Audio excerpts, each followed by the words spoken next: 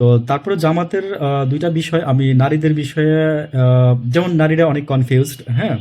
জামাতকে ভোট দিলে তালেবান হয়ে যাবে, আফগানিস্তান হয়ে যাবে এটসেট্রা। আইএমএফ সুবিধা বন্ধ করে দিবে, বিশ্বব্যাংক ঋণ দিবে না। দরকার নাই তো। ওই যে ডালিম বিক্রি করে আফগানিস্তান মনে করেন যে পুরো উঠে গেছে। কারো ঋণ লাগে নাই কিন্তু ভাই। যুগ বদলাইছে, দিন বদলাইছে।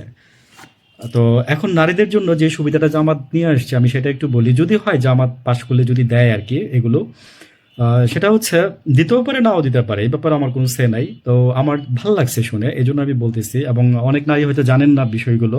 যেমন নারীদের ব্যাপারে যে আপনার কর্মঘণ্টা ৮ ঘন্টা থেকে কমিয়ে ৫ ঘন্টা করা হইছে। হবে। হ্যাঁ, হবে এটা। তো আমি বলছি ওই ৩ ঘন্টা আপনার মাকে সময় দিয়েন, বাচ্চা-কাচ্চাদের সময় দিয়েন আপনাদের। এটার জন্যই করা হইছে।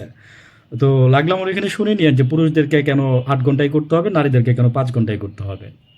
আপনি তো আর বাচ্চা জন্ম দেন না, সেজন্য আরকি।